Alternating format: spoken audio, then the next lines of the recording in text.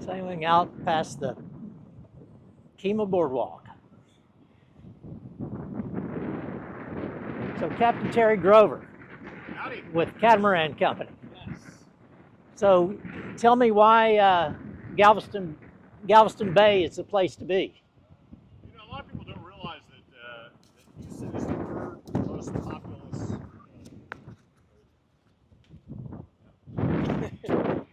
Let's try that again. Good job.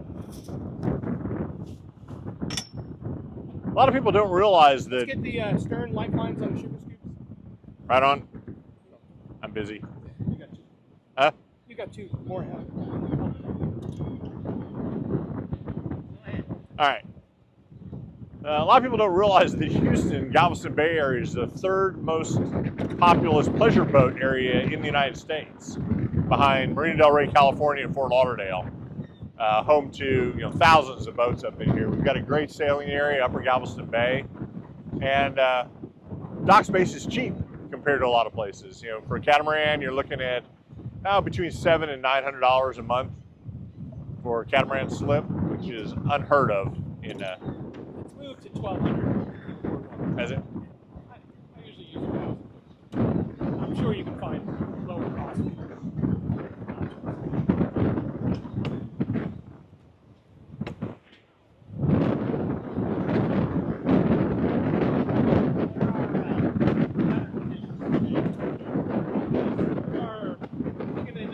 Wind speed right now of 16. I'll get my little paddle wheel working. I believe it's going to lead off as we go through the bay. So I think you'll have the strongest winds. Now, Yeah. I'm going 5 northwest direction.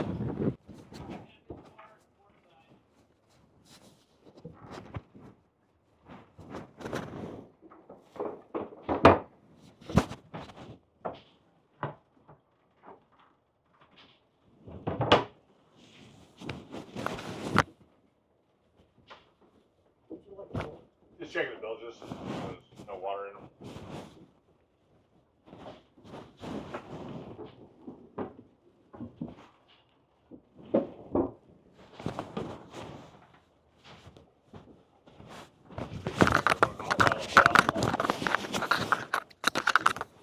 Hello, check. Yeah, it looks good here. So no. So we didn't ever finish talking about why you want to sail here. Why Houston? And why sell your boat in Houston?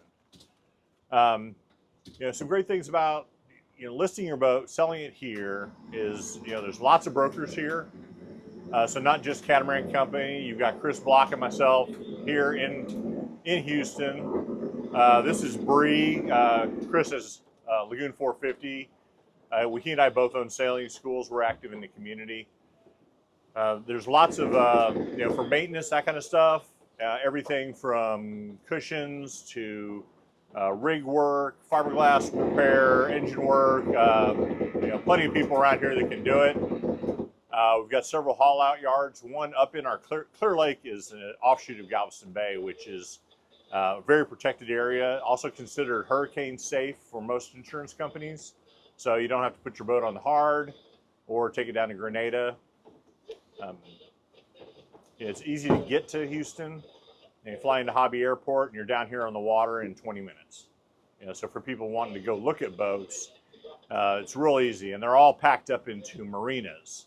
So we've got thousands of boats within a 10 square mile area. Unlike Fort Lauderdale, that area where you have to drive and the boats are tucked behind somebody's houses, these are all in marinas. So, I could go out, drive around Clear Lake and show people a dozen boats in a day, no problem. And you can sail year round. Yeah, and year-round sailing. Year-round sailing. Yeah. Something you can't do. Well, so you referenced that this was the third largest collection of Pleasure boats in the United States. And what are the first two? Marina del Rey, California is number 1. Fort Lauderdale is number 2. We're number 3. I think Annapolis falls in at number 4. And then Miami probably. If you want to count dollars on the water, probably Miami. The protected area called Clear Lake, is up in through the Clear Creek Channel, which does have a 72-foot bridge. So any sailboat with under a 70-foot mast is no problem. I sail Leopard 46 and older Leopard 47 all the time with 70-foot masts. And actually this boat, Bree, the Lagoon 450, normally comes with a 74-foot mast. It's cut to 70. There's a lot of Lagoon 450s here that are cut down so they can navigate under that bridge. And then there's a railroad bridge down in Galveston under the Galveston Causeway to do the intercoastal waterway, which you can get under. So if you want to cut out, that's kind of a shortcut to the intercoastal, right? Otherwise, you have to go out.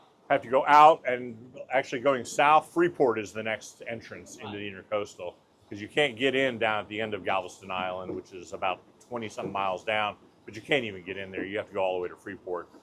Here, just head south in Galveston Bay down the ship channel, and then get to the intercoastal and head south, southwest, and then you can take the intercoastal all the way down to basically Brownsville if you wanted to. Right.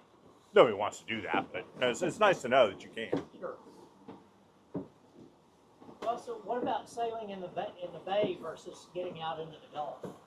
That's great. I mean, the Gulf is great, but it's, we're about 4 hours from the mouth of Galveston Bay where the jetties are. Kind of inconvenient. So it's a little inconvenient, but Galveston Bay is basically 600 square miles of navigable water. With the big ship channel going right through the middle, so you just avoid the ships and you can sail. This is called Upper Galveston Bay. Quite often we'll cut across the ship channel into Trinity Bay. South of that is East Bay. So plenty of sailing, plenty of anchorages around. It's not like Florida where you can cruise the intercoastal and go bar hopping on your boat. But for sailors, there's just a ton of people around here. We do occasionally get hurricanes coming in here, but we're so protected up in here. Unless we get hit with a major hurricane, we're not in bad shape. We take the jibs off. We do the proper hurricane prep. All these marinas are floating docks, with big cement pillars, so the docks aren't going anywhere.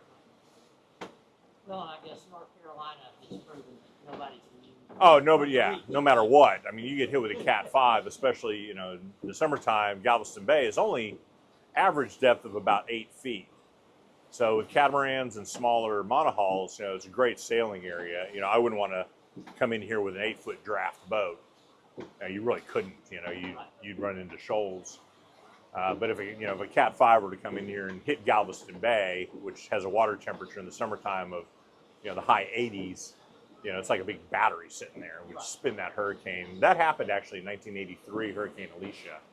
The eye of it hit Galveston Bay, and it spun up, by at least 1 magnitude before it made landfall in the Kemah Seabrook area, and it was pretty devastating. But that was 41 years ago. I was actually here. My house was an island. So we're kind of making our way to the start line for the Galveston Bay Cup 2. This is a race that's sponsored by Lakewood Yacht Club. They sponsor a lot of the races. We have got Lakewood Yacht Club, and we've got the GBCA, which is the Galveston Bay Cruising Association. Another thing about here is there's a lot of networking available for sailboat owners, not just catamarans. There's several associations, Texas Maritime Cruisers Association, Galveston Bay Cruising Association, Texas Association of Social Sailors, just people to get out and go sailing together. And they do events, Parrot Head clubs, that kind of stuff. A lot of good local bars and hangouts. Right. Eat oysters, drink beer, and talk about sailing. So how did you get started in sailing? I lived up in Dallas, Euless, Texas, and learned how to sail when I was 8 years old on Lake Grapevine. My parents bought a 24-foot Venture 24, and then the kids all had sunfish, and we raced, had a great time, and we would take that Venture 24 as a swing keel, trailerable boat. So we would put it up on the trailer and tow that thing all over the country. I remember sailing Lake of the Ozarks, a lot of the lakes in Texas. Actually, back in '73, I was 10 years old. I'm dating myself now, right? We trailered with 4 other families to Fort Lauderdale, dropped in and did the Bahamas for 3 weeks. Now this is before GPS and all that, so we had compasses, charts, and a handheld RDF, which people don't even know what those are anymore. It's a radio direction finder. It's a little box with a compass on top and some earphones. And you would scan the horizon looking for a radio beacon, which is just a Morse code signal. And by the Morse code signal, you could tell what station that was. So you'd find that one on the chart, and you draw a line. You'd have a compass on top. So okay, that station is bearing 240 degrees. So you draw a line, the reciprocal. Then you go scan. You look for another one, and you triangulate that way. You find another one. You go, okay, that one is bearing at 310. You draw another line. You try to get 3 of those. 2's good. 3's better. Yeah. And wherever those lines intersect, that's where you are. Yeah, that's what set the hook for me, is being in the Bahamas. And I was 10 years old. It was a family of 5, mom, dad, and 3 kids. Oh, wow. Yeah, my older brother, my younger sister, and myself. And it's funny, my older brother was a little bit scared of heights.